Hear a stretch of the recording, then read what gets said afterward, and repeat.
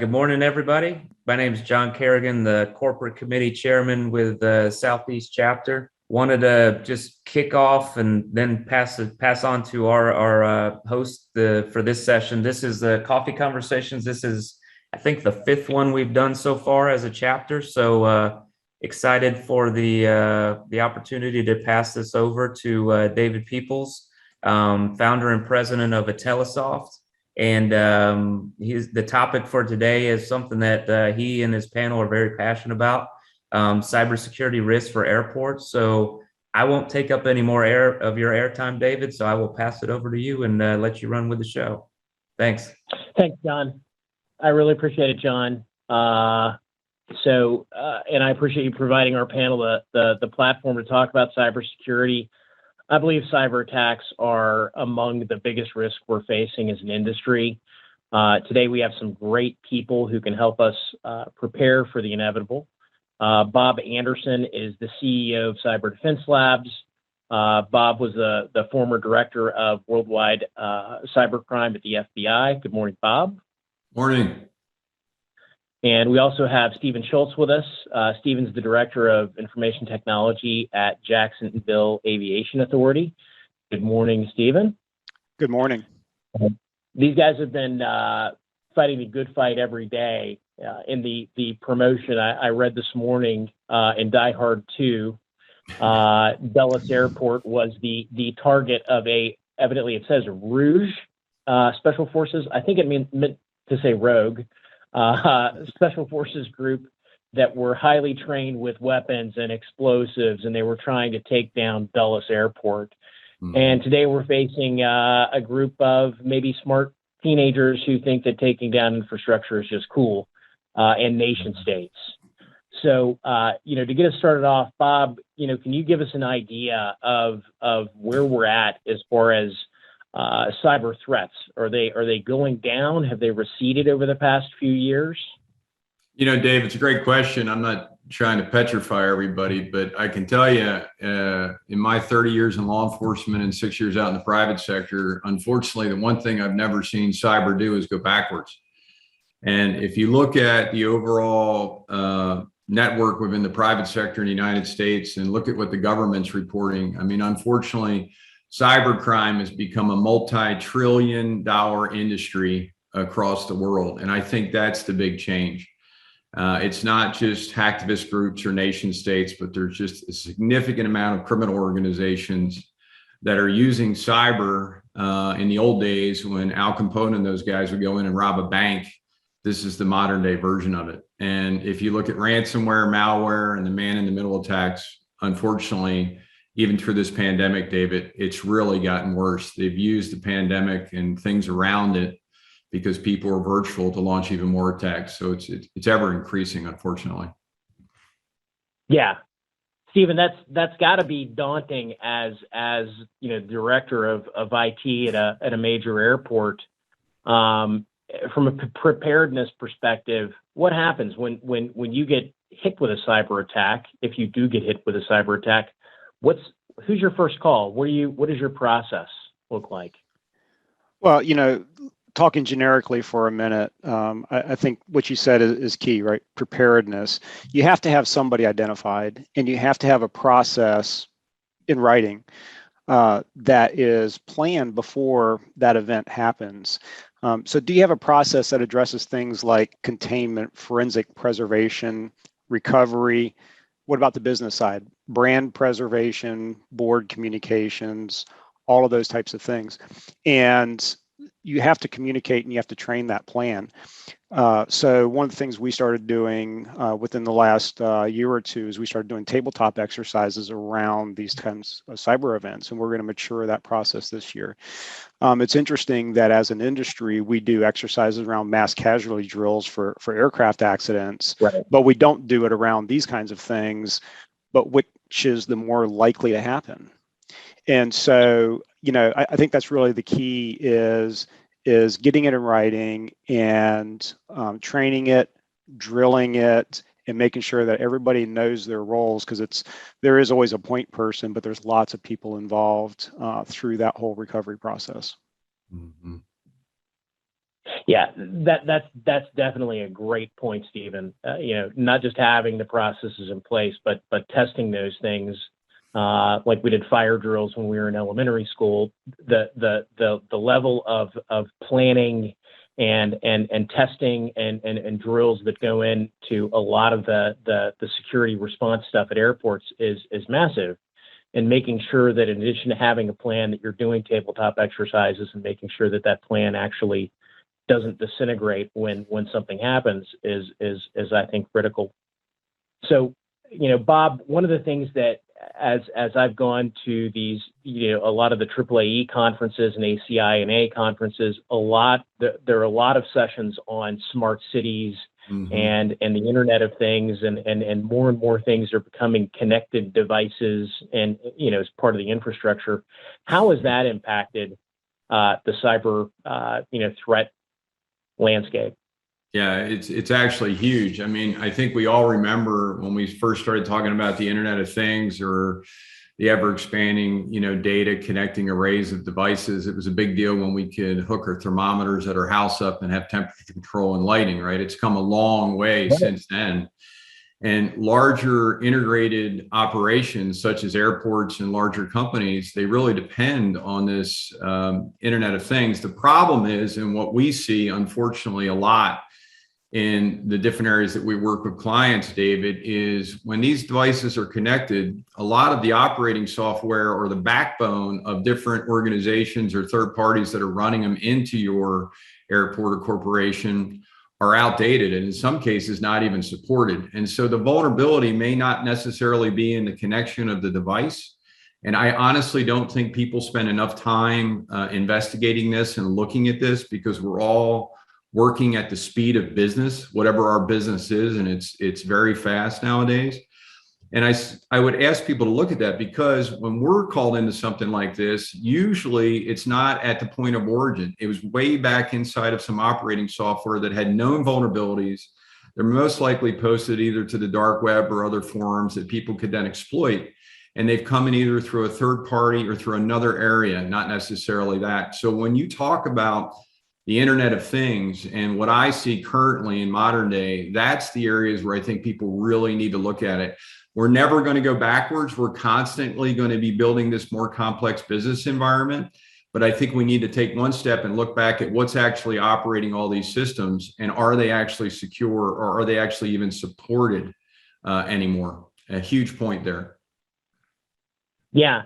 So, Stephen, as all these systems are being implemented, and at Jacksonville Airport, you have these new Internet of Things devices, or you have these connected systems, and basically any type of system that's going to be connected to your network infrastructure, there has to be some risk with the third-party vendors who are providing those things and maybe even integrating those things.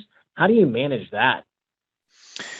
Well, I think at a high level, start with the security plan, right? In other words, some types of devices are only allowed to touch and talk to some things technically. But probably, as everybody on the call knows, the technical aspects of security in some ways are the easiest. It's really the people that create the greatest security risk. So there's a few things that we've been working on getting in place and maturing over time. And one of those is vendor scorecards and quarterly account meetings. And so we're in process of revisioning, creating a new revision of that, maturing that right now to include security and security discussions. And so meet with those vendors once a quarter.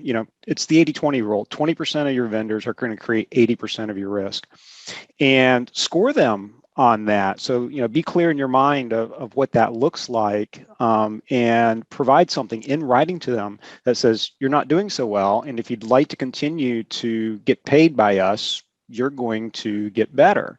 And you'd be surprised how those conversations really begin to drive those providers in the right direction. And then I'd also say trust equals zero. You need to have metrics, and you need to have audit capability. And because somebody says they're doing it doesn't mean that they are. We found one vendor and they've been in place for years, that not only were using shared accounts between the people that were servicing the account, but they were using that same username and password on all their accounts for all their clients. Oh, no. So if one got compromised, you're all compromised. How do you know those things, right? And so a lot of that is you got to learn to play 20 questions. You need to have metrics in place where you're looking at the usage of service accounts, because service accounts shouldn't be used. And are they being used? And then what are you doing with those? So set the standards, enforce them, have visibility into them, and then draw that line in the sand and provide that in writing to the vendor and say, you're going to do it or you're not going to work here. And then on the back end, you need to make sure you're doing things like attestation of valid accounts every 90 days. So every 90 days, David, do you still have the same people working for you? And has anybody left your organization? And do we have any accounts that are still active that need to be terminated? So that we don't have these accounts sitting out here that eventually get abused. And so, the other thing is, what is 100% managed by vendors in your organization? I assure you, if it's 100% managed by the vendor in the organization, there is a security issue. And you need to get in their business and don't be apologetic about it. You need to get in their business. And even if it's not your contract, if it's in another area of the business or those kinds of things, because when that breach happens, it's going to be your business. And so make it your business on the front end, and start asking those things. If there's 100% service provision by a provider, you really need to understand what they're doing from a cybersecurity perspective, because a lot of that stuff is really invisible to the organization and it can create a lot of problems. Yeah. You mentioned, insider threat. And that's something that at all these, a lot of the airport conferences, when we're talking about security, insider threat's a big thing. One of the things that blows me away is insider threat with cyber stuff is less of a lot of the insider threats, not necessarily malicious. A lot of the insider threat is mitigating stupidity. Yes. Bob, what are some of the best practices for mitigating the insider threat, and what are some examples of what can go wrong if it's not mitigated properly? Yeah, no, right on. I think you break it into two areas, just like you said. When I was the head of counterintelligence for the FBI, when I said insider threat, it was spies in the United States government. Then unfortunately, I've arrested a bunch of them in my career. When we talk about the private sector, for the most part, unless it's individuals trying to steal intellectual property, which we all know that does happen, it's usually an onboard employee that is overtasked, overburdened, trying to do a good job.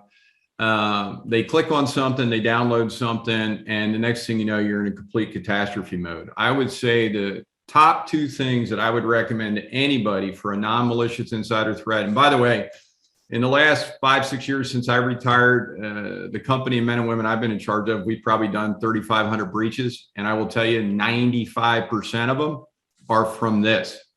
They're not from anything else. Now, the access might be from an outdated patch or whatever, but usually it's because of an employee that's trying to do 20 things at once. And the number one thing to do to combat that is training.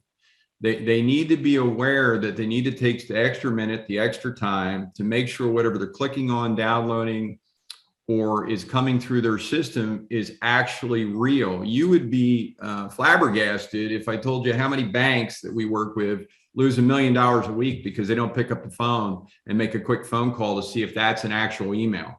And instead it goes off to South Africa, right? The only other part I would also raise to this, and it kind of goes back to what Stephen was saying, David, the other thing I would ask you all, just think about this.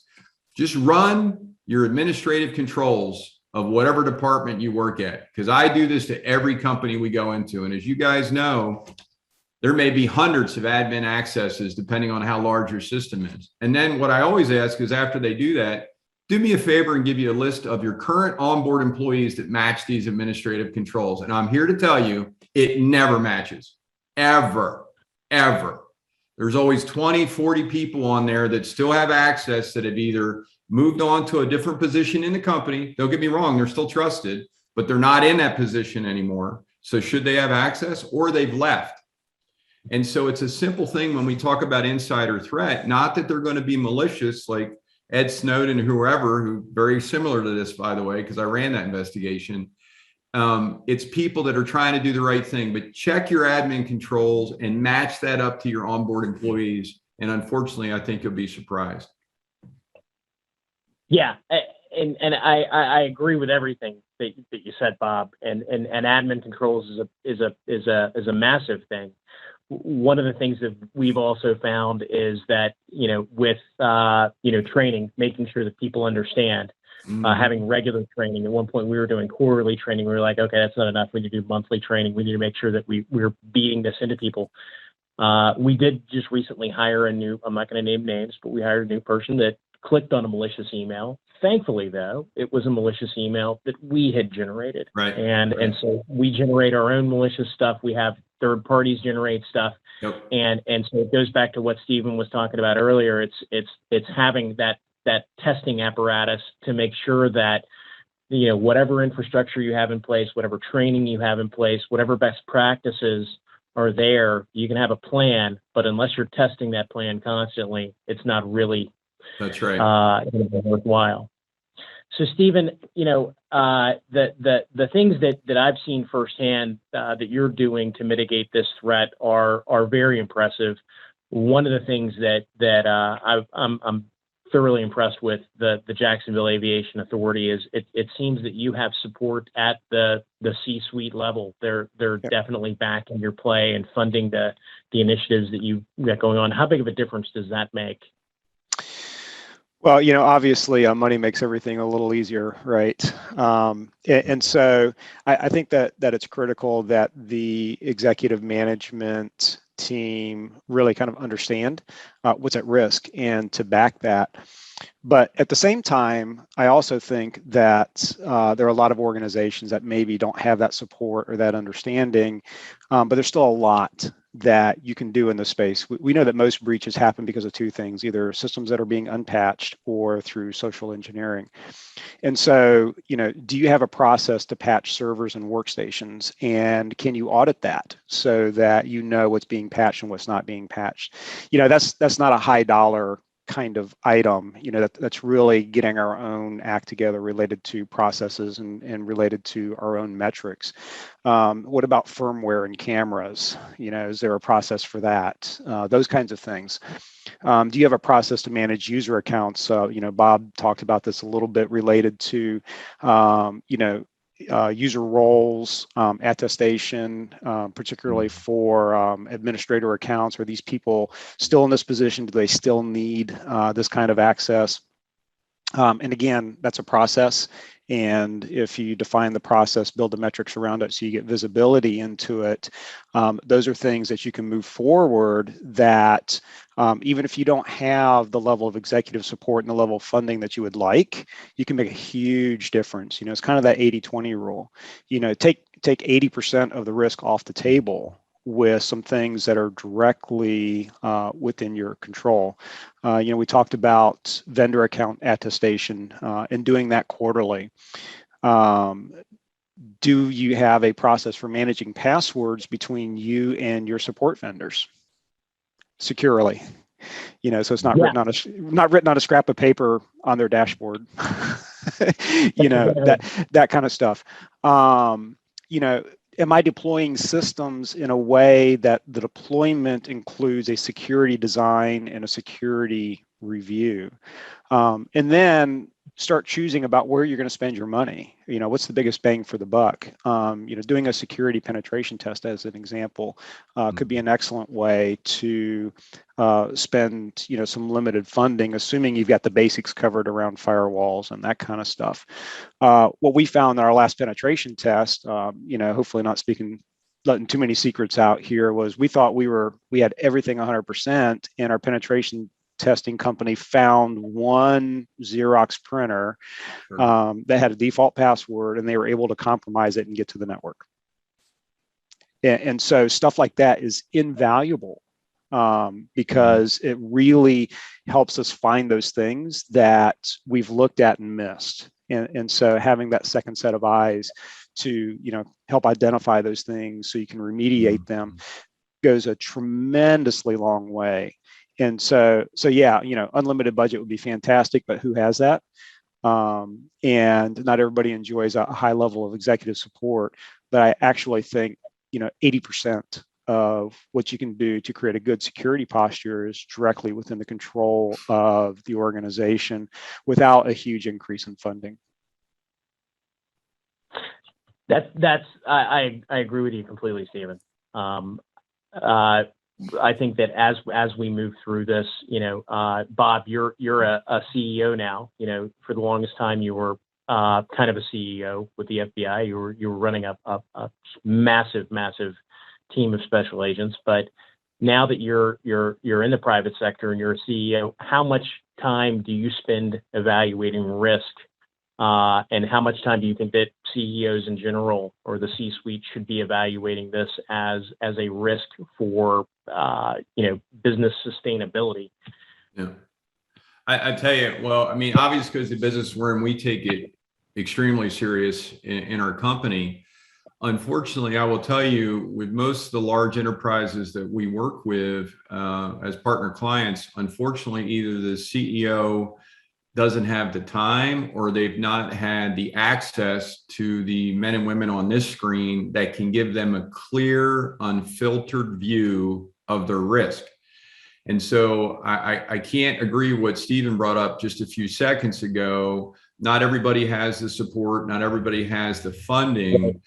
But I would tell everybody on the screen, use your colleagues, use people to come in to talk to whoever you need to, because what I recommend constantly for the CEO of any large corporation that has a complex system and network is you need a clear, unfiltered view through whoever you want to make it, your CIO, your CISO, your CFO, I don't care who it is, but you need a clear, unfiltered view of your risk continuum, right? Because I think we all agree one day my risk might be minimal. Something happens to the network, my risk might be extremely broad for the next couple of weeks till I get it contained. So it's never going to be stagnant.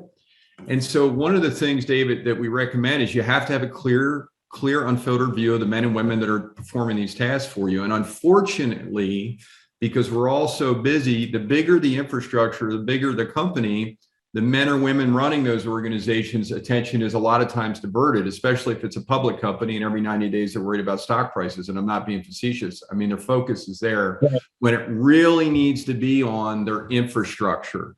And so I think that's one of the biggest things I can say. Unfortunately, most aren't. The ones that are way in. They're way in. They get it. They understand it. They have a great chain of command where they can see the men and women doing these jobs.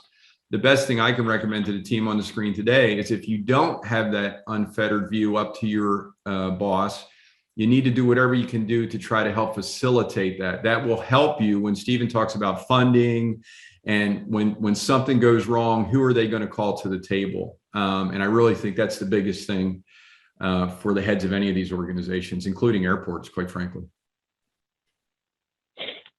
Yeah. Absolutely. We have a question from one of the participants. Karen Steiner asks, and this is a question for you, Stephen. TVs at the airport that are content programmed through the admin office offer hackers access to the office computers. I tell my clients to put the content on a clean flash drive and disable the TV's Wi-Fi. You have any input on that one? Well, I think I would have to know a little more specifics about the particular system, but certainly if you have concerns about access, then you should begin to put in place the countermeasures for that security. We have program content. We have FITS-BIZ-GIZ just like everybody else does. And so we put those on dedicated VLANs. We wrap security around those things, where you've got a third party that's injecting content to you directly. again, I think I think you really need to spend some time with them and understand what that looks like. You know, David, you and I were talking offline, and my worst nightmare is to walk in the terminal and see porn running on, the TV or something. It's just because somebody thought it'd be funny, and it would be just a branding nightmare, even if it didn't destroy any systems, right? Yeah. So, guys, there is a new, everybody on this call with airports, there's a new national amendment coming out from the TSA dealing with cyber threats and some of the reporting mechanisms and the reporting processes and requirements. There's a new proposed TSA national amendment. This appears to be, and from some of the discussions I've had with TSA, this is directly correlated to the events that happened with the pipeline hack, which caused availability problems and caused gas prices to soar. Bob, how did that pipeline hack happen? Yeah, I think one, there's a couple lessons from this. And if you guys remember, back in May 7th of this year, Colonial Pipeline was hacked. They suffered a ransomware attack. Although the actual attack vectors are not released yet, it's widely suspected that it occurred from a lot of the things we've already talked about today, that potentially an old unpatched vulnerability in one of the outdated systems was used via phishing email to successfully fool an employee to clicking on it, which then with probably credentials were uploaded, which they purchased from the dark web from outdated systems. By the way, this is the way 99% of these things happen. And then it enters their system. Now, the big thing that people need to understand, and I don't think this has been widely reported, it goes back to the business aspect of what we talked about. Those bad guys that entered that system specifically targeted the business side of Colonial Pipeline, not the operational side. And they did it. Why? Because attackers want to get the money and get out before any of law enforcement or anybody can come there and look. Unfortunately, this goes back to what Stephen has said, and I agree 100%.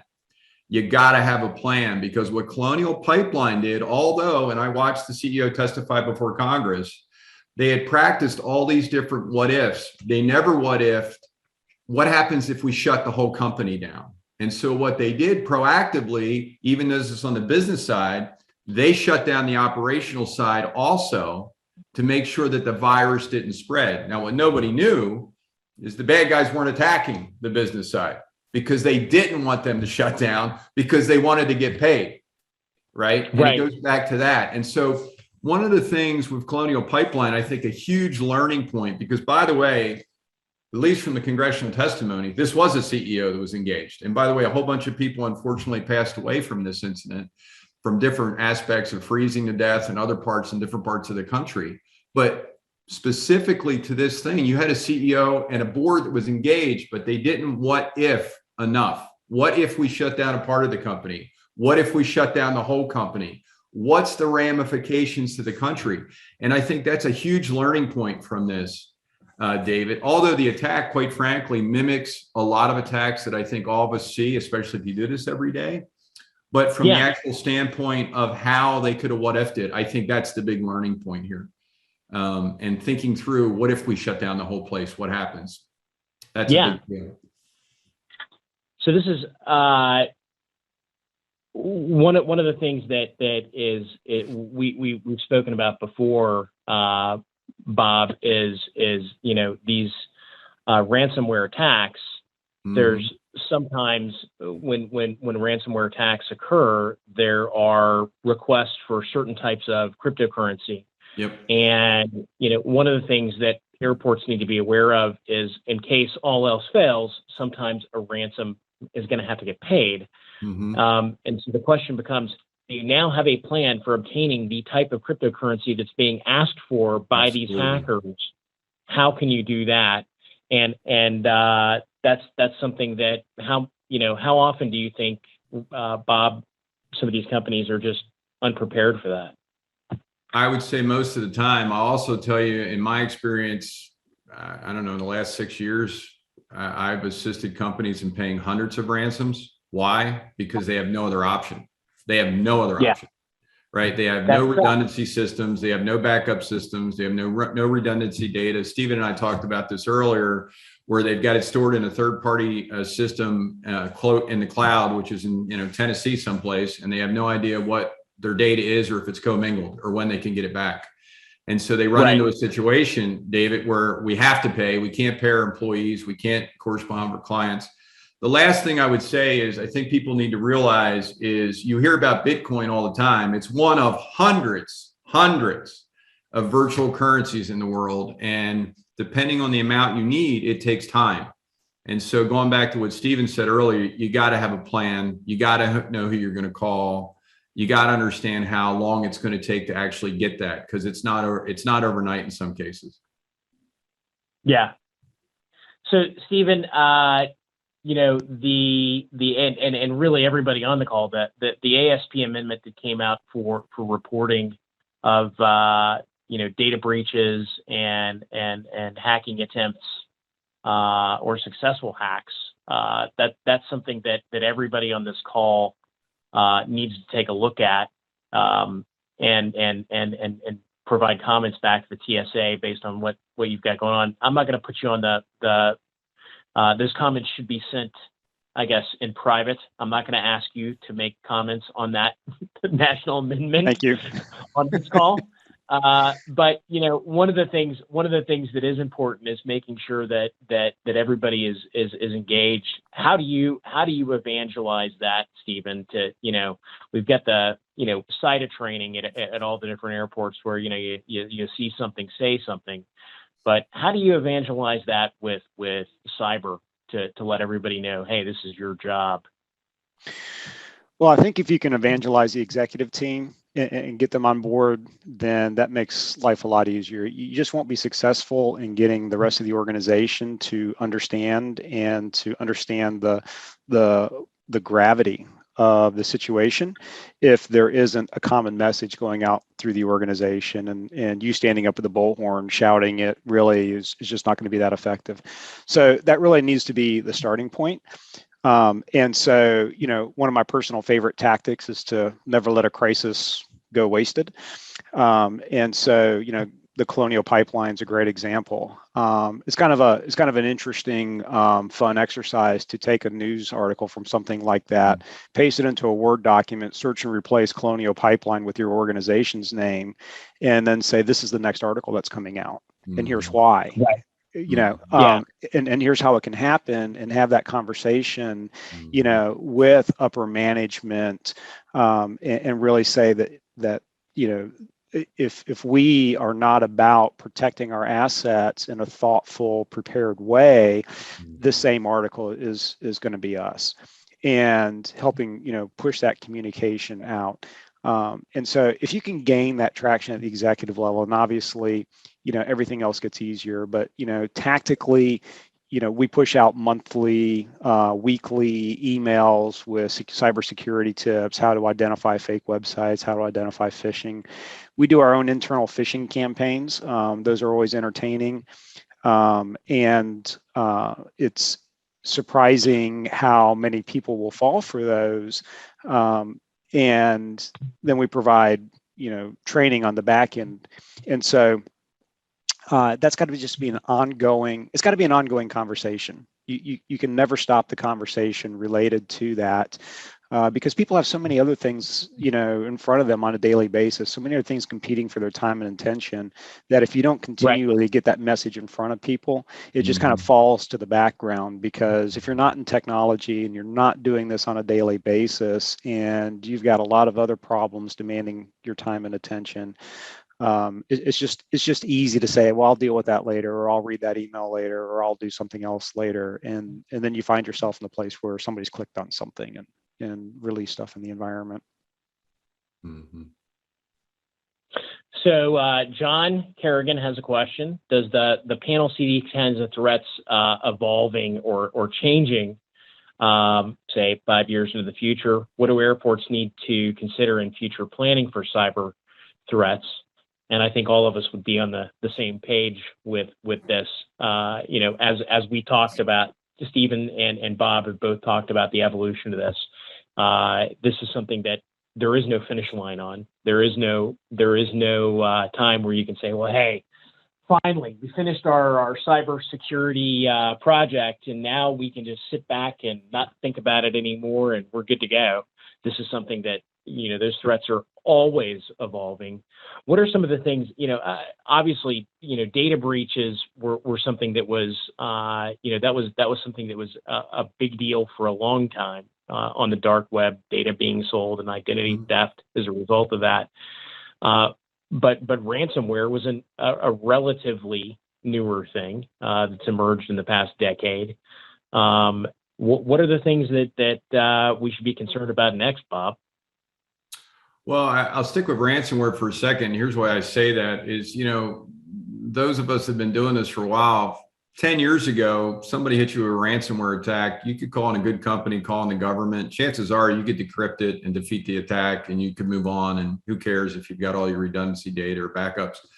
I'm here to tell you nowadays ain't happening. The sophistication of those attacks and the hexadecimal codes that they use and encrypt their data or steal it or hide it in your own system and encrypt it is almost uncompatible. Like, you could call on the FBI, CIA, NSA, and a whole bunch of other people, and they're not going to decrypt it. I'm just telling you. And so I think that is part of the continuum, right? You need to really move to a further understanding of what we've talked about today is, do I really have solid backups? Do I really have redundancy data? If I don't, how are we going to get through an attack like this? Because nowadays, going back to the payments arena, that's why most companies do it. They have absolutely no other option. It's not that they want to go pay $50,000, $1 million, $5 million, $10 million. It's the fact that they have no other option. So I do think that's one of the things, David, when we talk about the continuum of the threat, it's become much more sophisticated. And that doesn't mean there's 100 people on the other end of the computer. It could be one guy in Albania. But the point is, I think that part of it's much more sophisticated now. Absolutely. Well, guys, I really, really appreciate your time. Is there anything that you'd like to say that I haven't asked you about? Is it, Stephen, Bob, you guys have any additional things you'd like to talk about before we close this thing out? Well, I could go for another 2 hours, but I won't inflict that upon you. Right. Yeah, this is something that I enjoy these conversations and love getting into the weeds on these things. And I'm sure that we're going to have many conversations in the future. Just want to make sure that if there are any other questions, from the group, now's the time. All right, John, I'm going to turn it back over to you. All right. Well, David and panel, I just want to say thanks again for your time, and thanks for sponsoring a very interesting topic. I know, some people get intimidated by the topic and goes over their heads sometimes, but that I've found a lot of interest in what you guys talked about. So just wanted to say thanks again. Appreciate everyone that was able to join today. We are going to record this and we'll put this out to the chapter for those that couldn't make it. And we will get together for another topic next month related to commercial service conversion at your airport. So thanks again to David and your panel, and everybody enjoy the rest of your week and take care, and we'll get back together next month. Thanks, John. Yeah. Bye, everybody. Appreciate it, Stephen, John. Have a great day. Thanks, everybody.